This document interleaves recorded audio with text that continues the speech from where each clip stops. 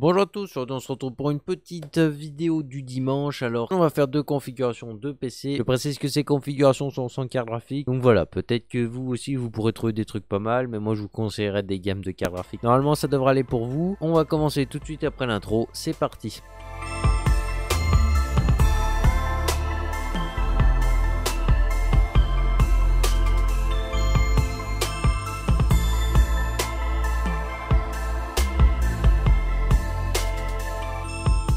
Tout de suite avant qu'on commence, aujourd'hui la vidéo est sponsorisée par cdkdeals.com. Qu'est-ce qu'ils font cdkdeals.com? Ils font des clés Windows 10. Alors du coup, qu'est-ce qu'on va faire? On va aller sur le site cdkdeals.com. Donc une fois qu'on est sur cdkdeals.com, qu'est-ce qu'on fait? On cherche les clés Windows 10 professionnelles. C'est la première qui s'affiche.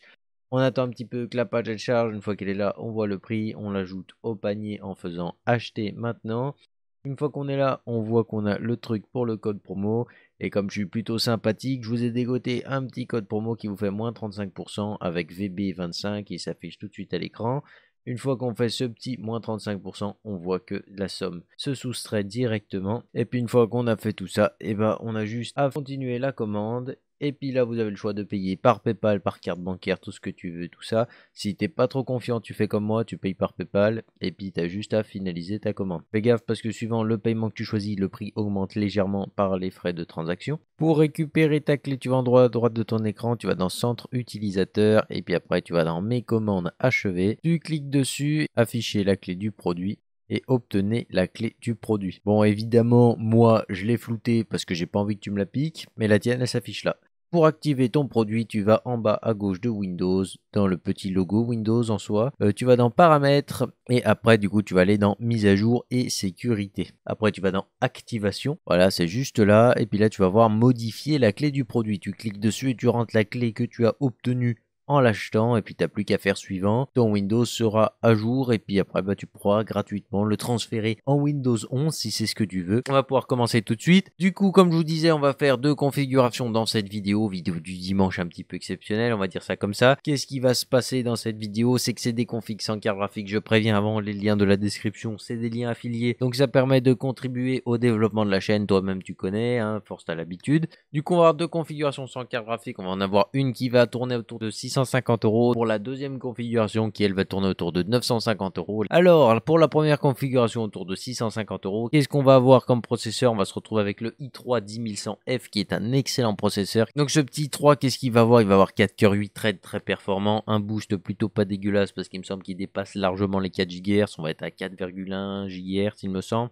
Donc c'est plutôt cool pour ce genre de petit processeur, ça va permettre de jouer plutôt dans des bonnes conditions, ça va être parfaitement équilibré pour avoir une carte graphique justement. Vers le bas, il n'y a pas de limite, hein, donc tout ce qui est 950, 1050, tout ça, ça tourne, mais la limite au niveau du maximum, le processeur là peut commencer à brider une GTX 1660 Ti, donc voilà, faudrait y réfléchir si vous voulez plus gros. Je vous conseillerais plutôt de partir sur le processeur qui va suivre juste après. Et sinon, pour tout le reste de la configuration, qu'est-ce qu'on va avoir? Au niveau de la carte mère, j'ai pris une B460 pour gagner un petit peu de sous. On est ici sur la Pro VDH de chez MSI, qui tourne autour de 90 €. Honnêtement, qu'est-ce qu'elle a? Les micro ATX, donc ça va pas plaire à tout le monde.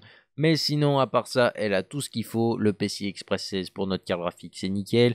De quoi mettre des M.2 sans trop de pépins. Et puis surtout un prix contenu. De quoi mettre 4 barrettes de RAM. Et puis un petit peu de connectique à l'arrière. Bref, elle est là juste pour vous offrir un petit peu de polyvalence. Parce qu'elle va supporter largement un i5 si jamais vous voulez évoluer par la suite. Donc c'est plutôt pas mal. Pour épauler le petit i3, on a un truc plutôt sympathique. 16 Go de 3200 MHz de chez Crucial Ballistics. Donc c'est plutôt un bon modèle. Ça s'overclock bien. Mais sur ce genre de carte mère, vous pourrez pas l'overclocker. Mais par contre, vous pourrez au moins augmenter un petit peu la fréquence, normalement jusqu'à 3000 MHz. Il me semble que c'est valable pour les B460. Je sais que les B560, il n'y a pas de problème. Les B460, je sais plus. Bref, dans tous les cas, c'est de la RAM qui est plutôt costaud. Ça peut vous faire plusieurs configurations. On va passer à la DDR5. Donc si vous continuez sur de la DDR4, petit à petit, vous pourrez la réutiliser. Mais sinon, c'est juste un super kit de RAM qui est super costaud, super bien refroidi et plutôt joli. Je les ai là en version RGB, donc je sais de quoi je parle. Et voilà, c'est c'est juste top, surtout à ce prix-là, 63 €. Au niveau du stockage, on a le petit combo de d'habitude, SSD de 250 Go. Là, on est sur le MX500 de chez Crucial qui est juste excellent. Donc pour continuer sur ce SSD, qu'est-ce qu'on a à dire? Meilleure latence du marché, rien à dire de plus, ça va fluidifier à mort votre système. Et puis bah voilà, c'est à peu près tout, hein. Que dire de plus, c'est juste un super SSD, super fiable. Au niveau du HDD, comme je vous disais, 2 Tera pour seulement 50 € sur Amazon, c'est plutôt bien. On est ici sur le Seagate Barracuda 7200 tours que j'ai là depuis maintenant 3 ans et franchement il fait bien le boulot. Bref, un disque dur qui est plutôt fiable dans le temps, qui va vous permettre de mettre beaucoup de jeux comme vous l'aurez compris, des photos, des musiques, des vidéos, tout ce que vous voulez, ça rentre très largement dessus sans trop de problèmes, donc c'est plutôt cool. Pour le boîtier, on est chez Fractal Design avec le Focus G MIDI Power, donc en gros c'est la version moyenne, il y a une version mini et la version MIDI c'est la version moyenne, donc vous pouvez mettre du ATX dedans. Il a des ventilateurs qui s'allument en blanc uniquement à l'avant, mais il a un plus bon flux d'air. Malheureusement il n'a pas de cache à lime, mais la peinture est d'excellente qualité sur ce boîtier, donc c'est plutôt cool. Au niveau de l'alimentation, j'ai choisi un truc plutôt fiable avec la Seasonic S12 III 500 watts 80 plus bronze que vous connaissez. Elle est pas modulaire, donc on a tous les câbles directement soudés à l'intérieur, mais sinon on a une alimentation de très bonne qualité qui est garantie 5 ans, qui va vous permettre une assez bonne évolutivité dans le temps. 500 watts, ça permet de mettre des cartes graphiques plutôt pas mal. On pourra monter jusqu'à une 2060, mais comme je vous disais avec le i3, la 1660 Ti devrait quasiment être bridée par ce genre de processeur, donc finalement vaut mieux pas mettre une 2060 non plus sur le i3. Je vous propose qu'on passe à une config un petit peu plus conséquente, un truc un peu plus gros qui dépote un petit peu plus avec le i5 et 10400F déjà d'origine. Qu'est-ce qu'il a ce processeur? On a 6 cœurs 12 threads qui est juste déjà très costaud pour 150 €. C'est plutôt intéressant je trouve comme processeur, il fait très bien le boulot, des fois on le trouve même à 140 €. 140 € c'est le coup du siècle, hein, je vais pas vous mentir. Il va vous permettre de faire de l'applicatif un petit peu pour commencer, montage vidéo, montage photo, pas trop de problèmes. Effets spéciaux, vous pouvez commencer un petit peu à bidouiller là-bas dedans. Les modélisations 3D, on peut commencer aussi, et pour le jeu il est juste fait pour ça, donc pas de problème. Les cartes graphiques jusqu'à une 2070, il les bride pas, même un petit peu plus haut, peut-être une 2070 super, ça devrait passer. Correspond quasiment à une 3060, peut-être 3060 Ti, ça fait déjà très bien le boulot comme vous l'aurez compris. Au niveau de la carte mère de ce processeur, c'est chez Gigabit que ça se passe avec la B550 DS3H qui est juste très intéressante. On a ici un design encore une fois très sobre. L'entrée de gamme en général de chez Gigabit, il n'y a pas trop de fioritures. Et donc voilà, on a vraiment une carte mère qui est assez costaud pour supporter le i5. On n'en demandera pas trop étant donné qu'on n'a pas d'overclocking. Ici la RAM va pouvoir tourner jusqu'à 3200 MHz il me semble. Avec 2-3 bidouillages, vous pouvez carrément faire des trucs sympathiques dedans. Je vous laisse chercher de votre côté parce que bon, je sais très bien que sur les B560 de toute façon vous pouvez faire des trucs plutôt intéressants. Donc voilà, pour celui qui veut bidouiller un peu son PC, il y a de quoi faire avec ce genre de carte mère sans trop de problèmes. Pour la RAM, on a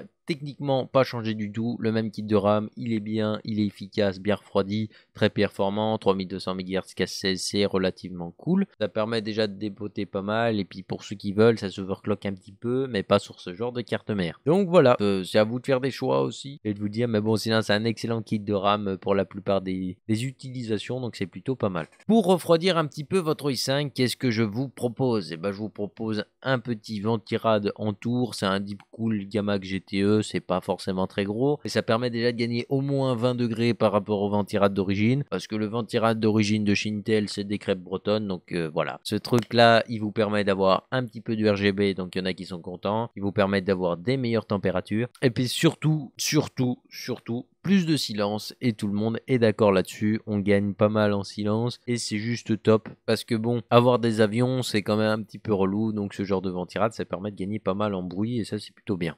Pour le combo de stockage, on a changé un petit peu, cette fois-ci on a M.2 et HDD, le HDD ça va être le même, ça je vous le dis tout de suite, mais le SSD, on a le SN550 qui est un excellent SSD qui était sorti il y a un petit moment déjà, il commence à vieillir un peu, mais il reste toujours aussi bon, les puces n'ont pas changé, contrairement à certains SSD de chez Crucial, hein, qu'on change les puces sans rien dire. En tout cas, Western Digital a tapé plutôt fort avec ce SN550 et il a des débits plus que corrects. On a le SN750, il me semble, qui est sorti avec des débits un peu plus gros, je sais pas tellement ce qu'il vaut, donc faudra que je me penche sur le sujet. Mais sinon, en attendant, celui-là, il est vraiment top et il vous permet d'avoir des bons débits en écriture et en lecture pour pas tellement cher, puisque là on le voit qu'il est autour de 50 €. C'est relativement correct pour ce genre de SSD, et puis bon, ça permet toujours de fluidifier encore un peu plus le système. Et puis pour celui qui va faire de l'applicatif, il va me dire merci, parce que honnêtement, quand vous transférez des gros fichiers sur les logiciels de montage, vaut mieux que ce soit assez fluide, parce que sinon vous allez vite attendre longtemps et ça va être vite relou. Comme je vous ai dit, au niveau du HDD, on change pas du tout, on est toujours sur 2 Tera en 7200 tours minute, et ça vous permet de mettre pas mal de jeux, et puis ça vous permet aussi de mettre des films, des vidéos, des photos, des musiques énormément, et ça c'est juste top. 2 Tera ça suffit pour énormément de gens, c'est surtout que les coûtent à peine plus cher que les 1 Tera, donc je vous ai mis directement ce 2 Tera qui est juste un excellent coup ici, et voilà, ça va vous permettre de faire pas mal de trucs, donc c'est plutôt bien. 7200 tours, ça commence à grignoter, donc normalement il faut des boîtiers où on a des petits coussins pour amortir, parce que oui, on les entend un petit peu ronfler, ça c'est vrai. Et toujours sur un truc très fiable pour l'alimentation, avec la Be Quiet Power 9 en 600 watts, ça vous permet de mettre des cartes graphiques encore plus grosses. En parlant de cartes graphiques, qu'est-ce qu'on peut mettre avec ce genre de configuration? Je vous propose jusqu'à une RTX 3060 Ti à peu près, donc voilà, c'est plutôt pas mal. Là normalement avec 600 watts vous devriez pouvoir accueillir ce genre de carte graphique, et puis du coup les câbles sont directement soudés, c'est pas modulaire, mais ça permet déjà pas mal de petites choses. C'est une alimentation très fiable de chez Be Quiet, et comme son nom l'indique, c'est plutôt silencieux et ça fait surtout très bien le boulot. Le Metal Gear Neo R que j'aime particulièrement, une façade totalement mèche, de ventilateur RGB, un à l'arrière qui n'est pas RGB, et sinon on a une structure qui vient de chez Fantech avec des petits velcro pour attacher vos câbles à l'arrière. C'est un excellent boîtier pour commencer le hardware, personnellement je le recommande vivement. Il a vraiment tout ce qu'il faut pour aller sur le champ de bataille. Voilà, c'est un excellent boîtier d'excellente qualité. Personnellement je pense qu'il est excellent pour beaucoup de configurations, et même des configurations beaucoup plus grosses. Donc si jamais vous voulez passer sur des configurations un peu plus conséquentes, que ce soit au niveau de la carte mère, du processeur, de la carte graphique, il saura les accueillir sans trop de problèmes. Peut-être vous serez un peu limité au niveau de la taille des cartes graphiques, même si je doute totalement, puisqu'il a l'air assez gros quand même. On va dire qu'il est plutôt compact, mais permet quand même des assez grosses capacités d'intégration. Donc voilà, sur ce, j'espère que ces configurations vous auront plu. Normalement vous pouvez arriver à des budgets, si vous mettez des toutes petites cartes graphiques, forcément on va pas bouger beaucoup du budget que j'ai mis à l'écran, mais par contre si vous voulez des cartes graphiques plutôt sympathiques, moi j'ai calculé pour que ça fasse des configs plutôt sympas, donc 650 € pour le i3, peut-être 700, mais bon 700 à mon avis vous allez mettre des cartes graphiques qui risquent d'être un peu grosses pour ce i3, hein. Voilà, je vous rappelle que je vous ai conseillé jusqu'à une GTX 1660 Ti à peu près, et puis par contre pour ce qui concerne le i5, vous pouvez taper un peu plus avec des cartes graphiques un peu plus violentes, et j'ai calculé un budget d'environ 950 €, ça peut monter à 1000 bien entendu, suivant ce que vous voulez mettre dedans. Voilà, le mec qui veut mettre une 3060 Ti, je pense que ça peut même monter à 1800, hein, tu vois ce que je veux dire, parce qu'elles se vendent 800 € quasiment en ce moment à neuf, et moi j'ai calculé à peu près par rapport à ce que j'ai vu dans mon coin sur le bon coin, Facebook Marketplace, tout ça. Donc voilà, sur ce j'espère que la vidéo vous a plu. Si c'est le cas, le petit pouce RGB parce que ça fait toujours plaisir, abonnez-vous si c'est pas encore fait, activez la petite cloche des notifications, puis on se retrouve mercredi prochain à 14 h pour une nouvelle vidéo. Bye les gens.